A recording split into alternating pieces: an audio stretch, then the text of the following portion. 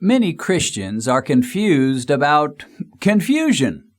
Having heard that God is not the author of confusion, they assume that anyone who's in a position of being uncertain about what to do or what God may be doing in their life must be missing it somehow. As a result, they add guilt to their confusion and dare not mention their confused state for fear of being rebuked with the standard line that says confusion is not of God. This verse, which is so often used to suggest that we should never experience confusion, has nothing to do with personal confusion in our lives. The confusion Paul was talking about there is the chaos of a church service where spiritual gifts are out of control. Lots of noise, but little or no genuine ministry. Paul plainly tells the Corinthian believers this is not of God. God is not the author of confusion.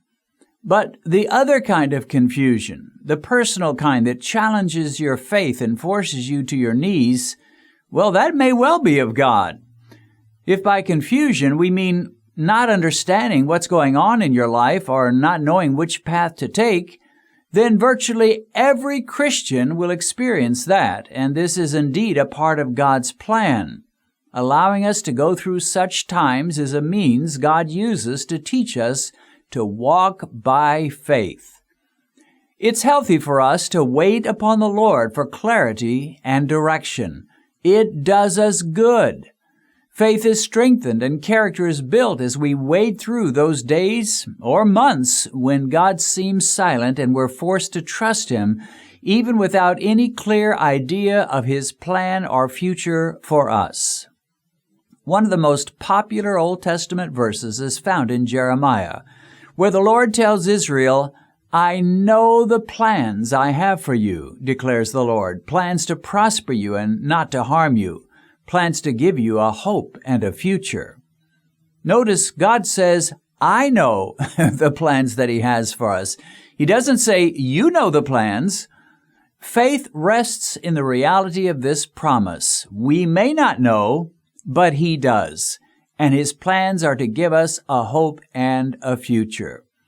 The reason that we're sometimes left in the dark is that we were made to live by faith, rather than to understand every situation and immediately grasp every turn our lives will take. The Bible says we are always confident, knowing that while we're at home in the body, we are absent from the Lord. For we walk by faith, not by sight. Dependence on the Lord and faith in the Lord are an indispensable aspect of the Christian life. If everything was always clear, if our paths were always lit with the brilliance of the noonday sun, there'd be no need for faith, nor would we sense our dependence on God as we do now. Seeking the Lord would be meaningless, for the answers would present themselves before us as speedily as the problems developed. Yet again and again, the Bible tells us to seek the Lord. Seek the Lord and His strength. Seek His face evermore, we read. In the Psalms, we read, "Unto the upright there arises light in the darkness." Notice that it does not say there will be no darkness for the upright. There will be darkness, but light will eventually arise. One element of faith is believing that light is on the way. Suppose you're out in the country on a starless night, and it's pitch black. You can hardly see your hand in front of your face. Now, there are various ways you could get some light. You could make your way to a convenience store and buy a flashlight. But if you're patient enough, there is a simpler way.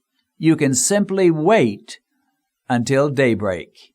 No matter how dark the night is, give it a few hours and light will come, guaranteed. And so it is with those who abide in Jesus Christ. Like the rest of the human race, you're going to have your times of darkness, seasons of your life when confusion and uncertainty threaten to overwhelm you, to destroy your joy and bring your best plans to ruin. And worst of all, God seems to be absolutely silent. Here is where the battle is won or lost. Here's where the evil one whispers in your ear that God has let you down. Your Creator doesn't know, doesn't hear, doesn't care. And it is precisely here where the shield of faith must be wielded, where we say, "My God has not forgotten me." He may allow the blackness of darkness for now, but as surely as Jesus is Lord, His light will arise in my darkness. Give God time. Stay true to His Word and trust in Him. The light of God will soon make its majestic appearance. And what a joy it is when those first rays of clarity appear in our lives. The light was worth the wait.